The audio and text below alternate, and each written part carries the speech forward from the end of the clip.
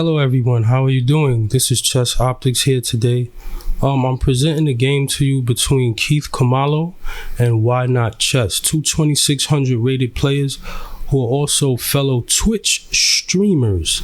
This game starts off as a Benoni, transposes into a Benko Gambit, and Black overlooks some tactical things, and pretty much South African Wolf, aka Keith Khumalo, sweeps up the win. So let's get into it. But before I get into it, let me just say that I present this game because simply because if higher rated players can make mistakes, so can we, and we can learn from them. And hopefully you learn something from this game that you can take back to your laboratory, study and improve.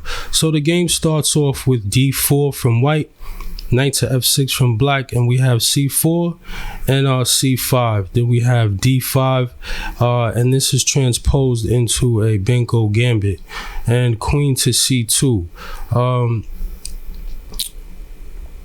There's a capture, and then there's e4, d6, bishop captures, g6, knight to f3, bishop to g7, h3, and this move I don't understand. I don't know why king to f8 was played. Maybe it was a mouse slip. That's the only thing that I can explain. I don't see the significance of this move. And then we have castling from the white side. So if we look at the pawn structure, white is castled, and black is chose to just move his king slightly off center here. But we have an interesting pawn structure here, which is common to the Benko Gambit. Those of you familiar with Jeremy Silman's books, namely How to Reassess Your Chess, will remember that the pawns, when they point this way or whichever way they're pointing, even if it was the other direction, they act as a finger, directing black's play to the side of the board, which the finger points to. And we see over here that we have an open B file. So black will probably be playing for some queenside action. And we have h6.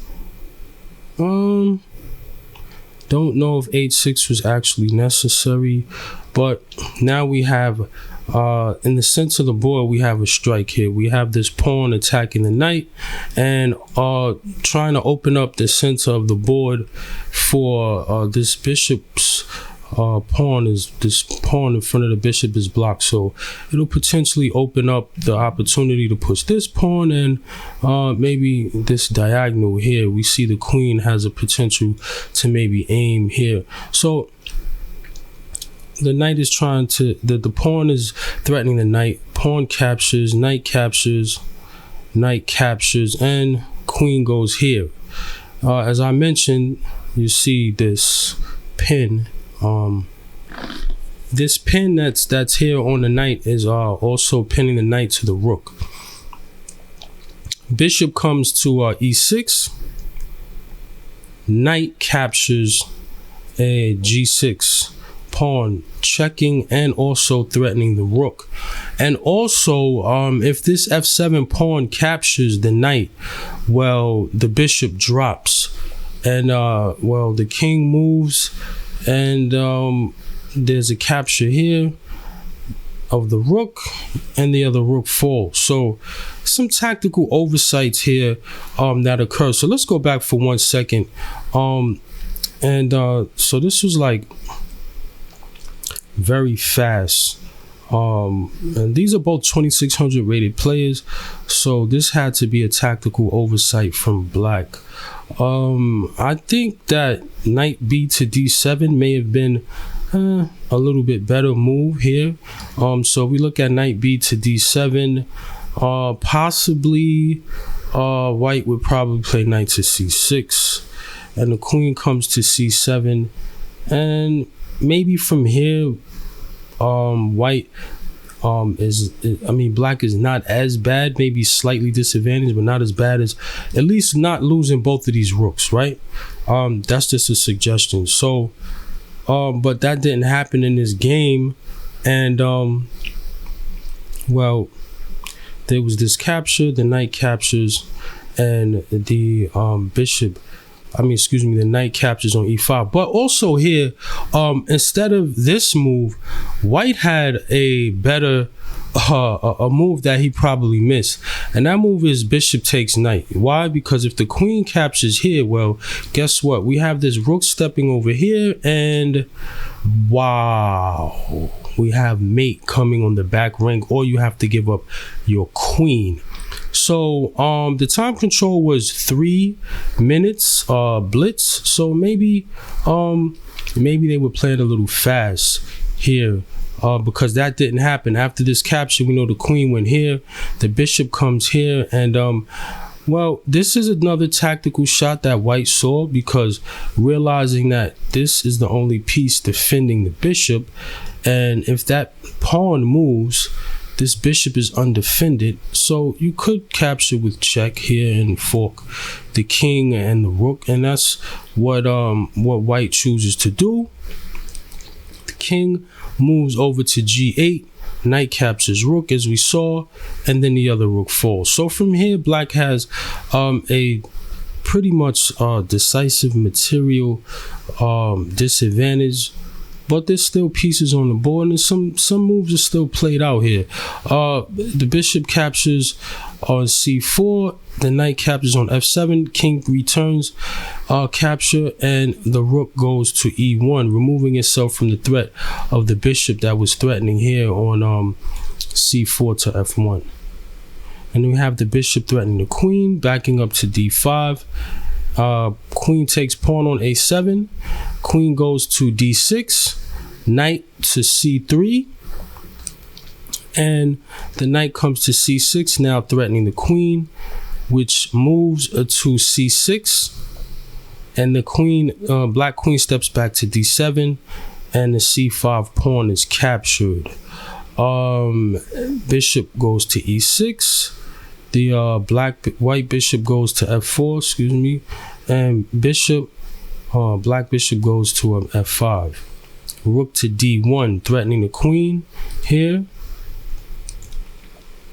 Queen goes to c8, and there's a check from the queen on c4 to the king on f7, which is blocked by the pawn. And we have a threat here to push, because this knight is pinned to an undefended queen. If it has to move, well, then the queen will drop off, so the knight can't move. And well, in this position, black actually decides to call it quits and resign. So, I mean, of course, the disadvantage of 2 rooks eventually, and you have these 2 outside passed pawns. I mean, I don't think black stands much of a chance. You can check it with the engines. It's a very, very big advantage, presumably here. And so that was a 1-part game between Keith Khumalo and Sword of the Word 16. I will be doing another game where Sword of the Word actually won a game as well.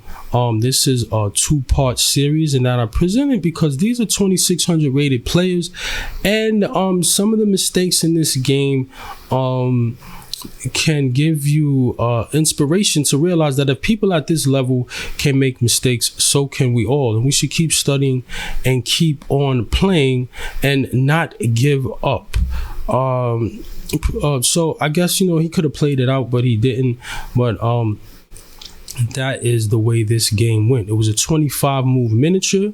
It started off as a Benoni, which transposed into a Benko Gambit, and from that, hopefully you can gather something inside of those short moves to be able to apply to your own games.